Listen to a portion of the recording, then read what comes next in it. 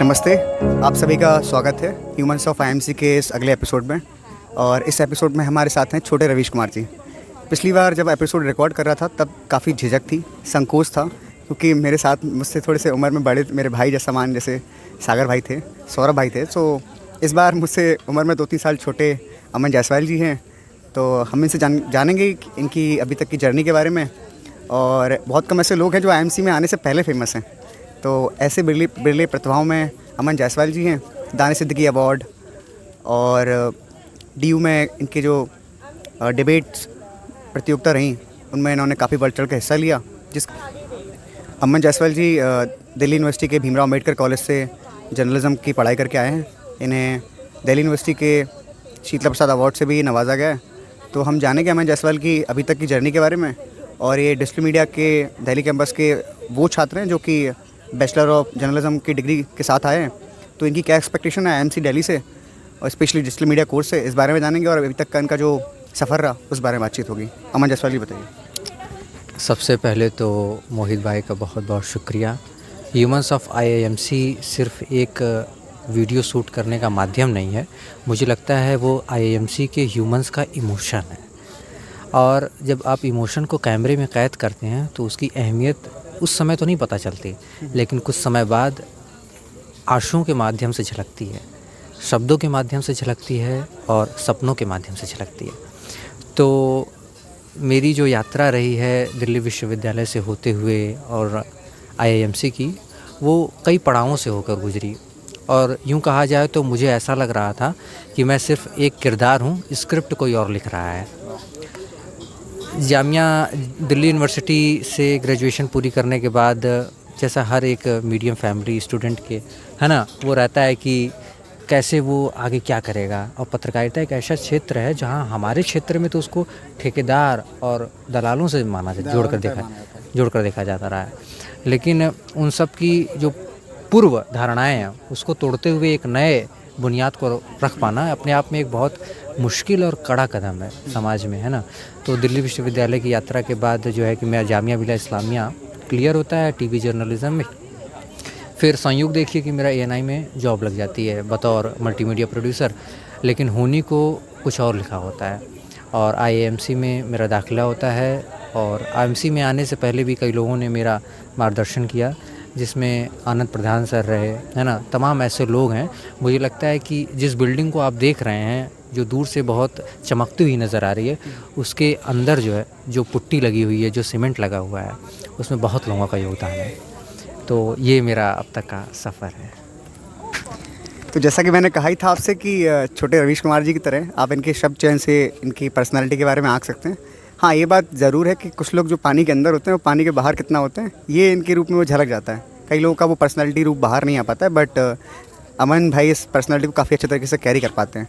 तो अगला सवाल मेरा अमन जायसवाल जी ये है कि आईएमसी में दिल्ली में आपने जो रैंक हासिल करी और जामिया छोड़ करके आप आए, इन सब के पीछे सवाल क्या थे? और एक वो जो अकुलाहट रहती है, जो बेचैनी रहती है, वो क्या था जिसकी वजह से आप आईएमसी की तरफ खींचे चले आए? क्योंकि ये ऑलरेडी एएनआई जैसे प्रतिष्ठित संस्था में काम कर रहे थे और जामिया की अपॉर्चुनिटी इनके पास थी, तो प्लेसमेंट जैसी कोई बाधा इनके साथ में थी नहीं। तो आईएमसी में क्या खास था जो उन्हें यहाँ तक खींच के लाया, इस बारे में बताइए। एक छोटी सी कहानी है कि जब मैं क्लास 12th में पढ़ रहा था, यानी 10th पास करके 12th में आया था, तो बहुत से ऐसे मेरे साथी हैं जहाँ से मैं हूँ वो आईआईटी की तैयारी में लग गए, है ना। कि और अपने तरफ तो ये होता है कि अगर आप यूपीएससी, आईआईटी और एमबीबीएस को ऑप्शन में नहीं लेके चल रहे हो तो आपको वो वैल्यू नहीं दी जाती है। बीए करने का मतलब हो जाता है कि कुछ ना करना के बराबर। तो मुझे तो ये लगा कि मैंने आईआईटी का तो कोई अपना पेपर दिया, मतलब ऐसा कुछ अटेम्प्ट नहीं किया, क्योंकि मुझे लगता था कि मैं उस लेवल पर नहीं हूँ, अपने आप को मैं आँक चुका था। तो अगर एक लाइन में कहूँ तो जिस तरीके से इंजीनियरिं के लिए आईआईटी है ना, मैनेजमेंट के लिए आईआईएम है, उसी तरीके से मेरा आईआईटी जो है वो आईआईएमसी है। तो आईआईएमसी दिल्ली यानी आईआईएमसी डी आना अपने आप में एक, समझ लीजिए कि एक मंत्रालय को देख लेना है, पूरी मीडिया को देख लेना है और भारतीय सूचना सेवा के उन अधिकारियों को देख लेना है जो इस देश को चला रहे हैं, जो इस देश की बुनियाद हैं। तो इसमें ऐसा मैं ही एक कुछ चीज़ ऐड करना चाहूँगा। एक कहीं मैंने बहुत फेमस कोट पढ़ा था कि देश में आई का बहुत महत्व होता है, चाहे वो आईआईटी हो, आईआईएम हो या आईएएस हो। लेकिन चौथी चीज़ में हम लोग ये ऐड करना चाहेंगे कि देश में आईआईएमसी का ही बहुत महत्व है।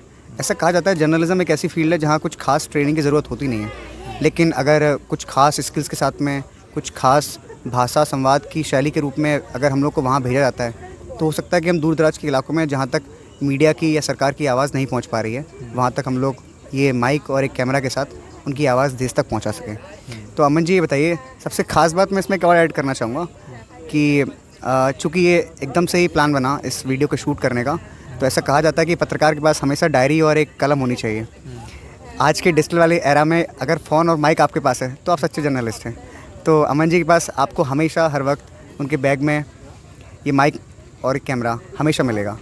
तो अमन जी की मुझे पत्रकार वाली जो ड्रेसिंग स्टाइल है उसके कई सारे लोग मुरीद हैं, ना केवल कैंपस में बल्कि दूर दूर तक जो रीजनल कैंपस हैं या फिर जो उनके जूनियर्स हैं, वो जो इनके चाहने वाले हैं, वो इनकी इस पहचान के कई सारे लोग कायल हैं।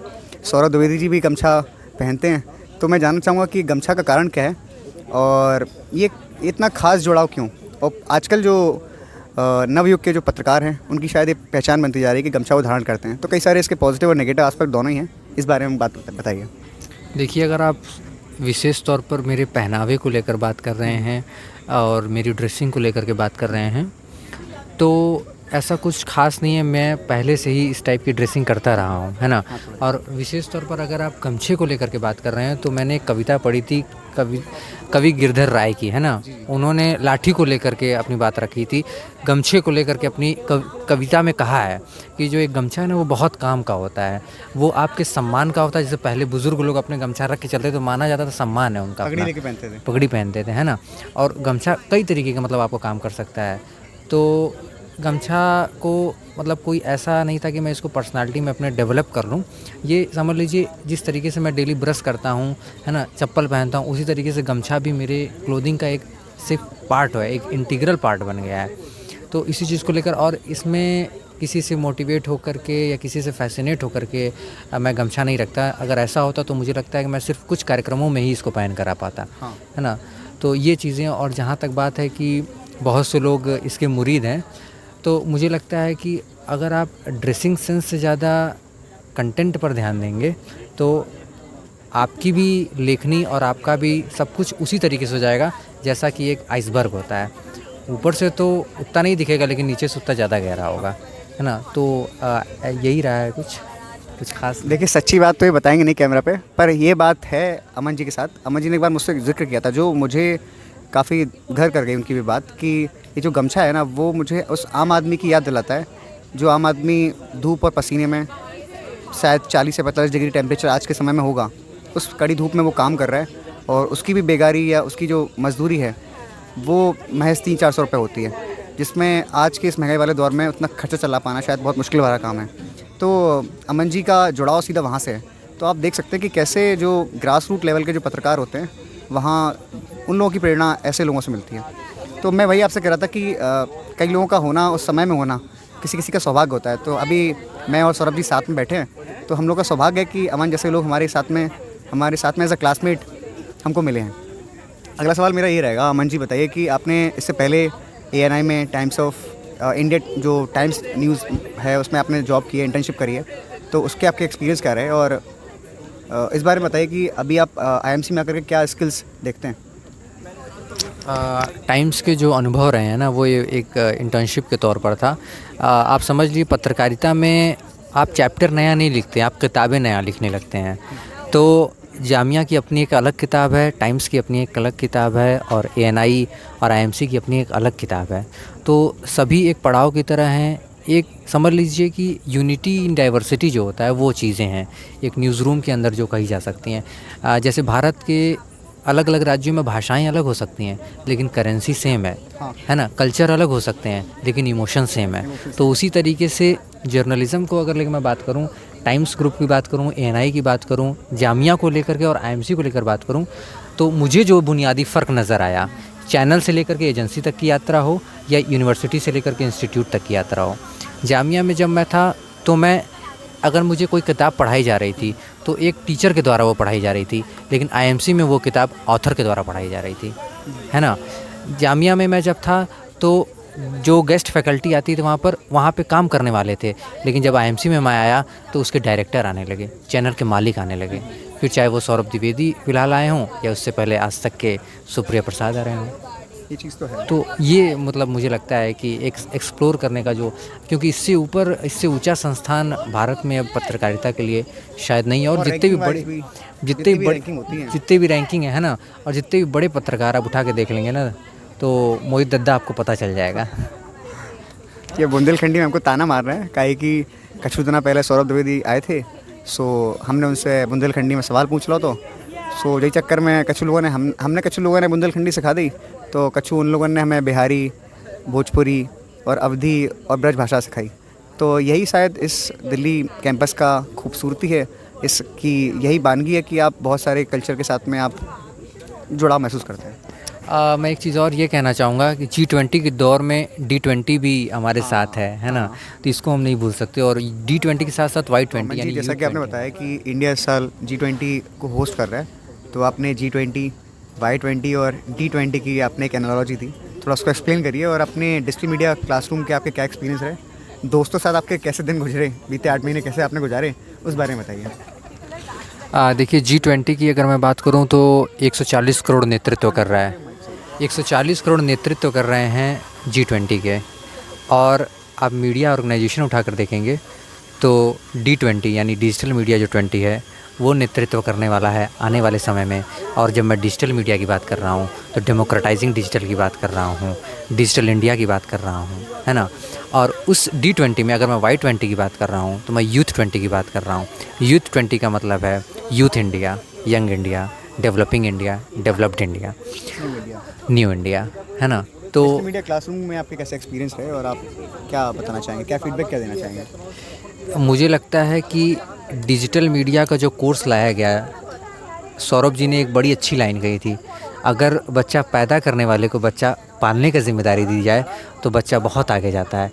लेकिन अगर बच्चा पैदा करने वाले के अलावा दूसरे को बच्चा पालने की ज़िम्मेदारी दी जाए तो सौतेला वाला मैटर हो जाता है थोड़ा सा, है ना।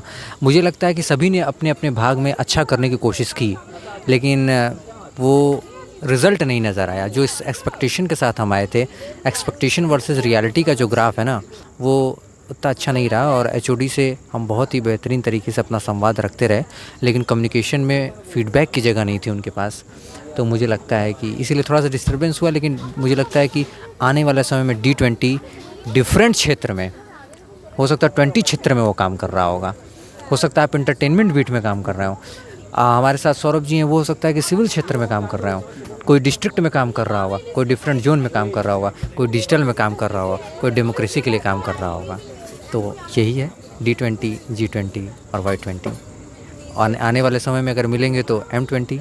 हाँ, ये भी हो सकता है। दानिश सिद्दीकी फेलोशिप जो आपको मिली, वो राष्ट्रीय स्तर पर जो कि लेट जर्नलिस्ट दानिश सिद्दीकी जी थे, उनके ही द्वारा ये शुरू, उनके फाउंडेशन के द्वारा ये शुरू करी गई। तो उस बारे में हम लोग जानना चाहेंगे कैसे आपका उनमें चयन हुआ और क्या क्या क्राइटेरिया थे। और अगर कोई बडिंग जर्नलिस्ट है जो कि एज एस्पिरेंट भी है, वो अगर चाहता है इस फेलोशिप को लेना, तो उसके लिए क्या क्या उसको क्राइटेरिया मैच करने होंगे? देखिए दानिश सिद्दीकी को आप सभी जानते हैं बहुत बेहतरीन तरीके से, है ना।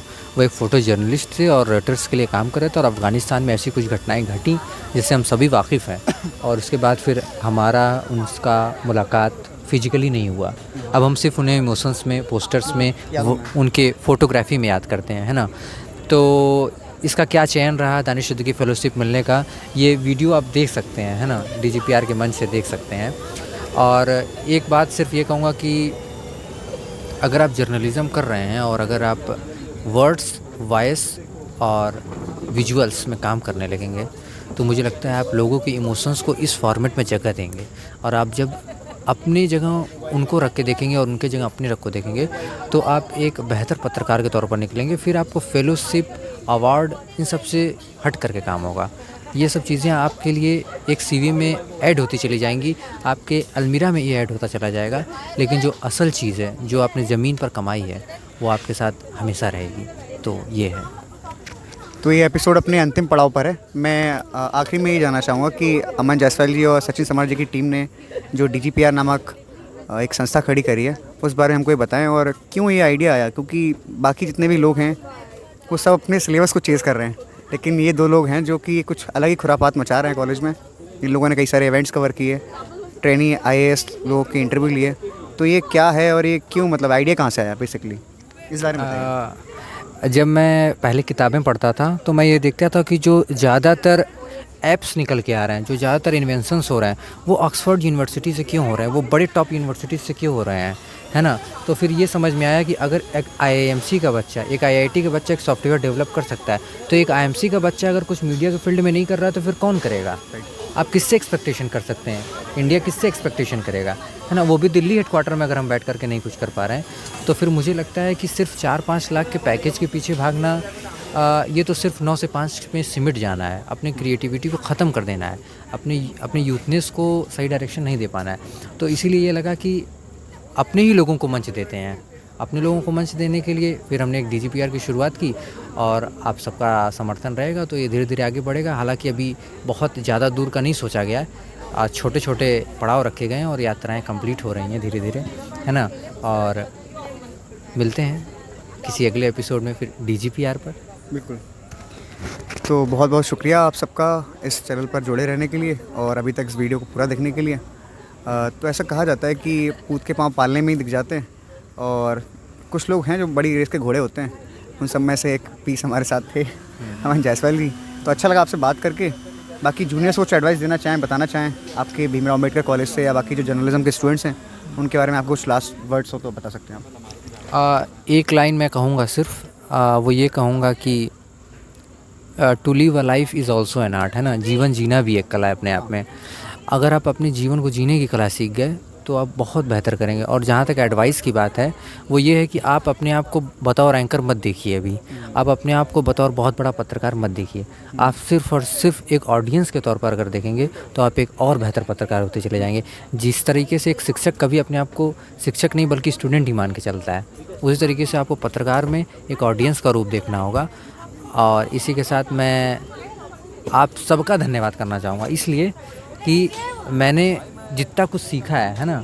वो बोलते हैं ना कि आपने टिप ऑफ द आइस की बात करी थी और मैं आइसक्रीम पर चेरी की बात करूँगा।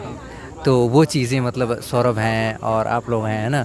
भले ही कई बार मैं इंटरेक्ट नहीं कर पाता हूँ, लेकिन चीज़ों को ग्रैस्प करने की कोशिश करता हूँ। सबके अंदर एक अद्भुत तरीके का टैलेंट है, सब में यूनिकनेस है, और सबकी यूनिकनेस अगर मुझे लगता है मैं छाट करके रखूँगा थोड़ा थोड़ा, तो आने वाले समय में 56 भोग की थाली तो तैयार हो ही जाएगी। तो देखने में छोटा न लगे और घाव करे गंभीर, उस पर्सनालिटी के जैसे थे हमारे साथ अमन जायसवाल जी। बहुत बहुत शुक्रिया आप सबका यहाँ जुड़ने के लिए। कैमरे के पीछे हमारे साथ सौरभ सागर जी हैं, उनका बहुत बहुत शुक्रिया। चूँकि फिर से मैं वही कहूँगा कि ट्राइपॉड से भी ज़्यादा मजबूत हाथों में कैमरा था, तो ये वीडियो रिकॉर्ड हो पाया। और गर्मी काफ़ी ज़्यादा हो रही है, तो इतनी कठिन परिस्थितियों में वीडियो शूट हो पाया। नाम में ही जिसके सागर हो, फिर गागर में सागर भरना है। तो शुक्रिया, बहुत बहुत धन्यवाद।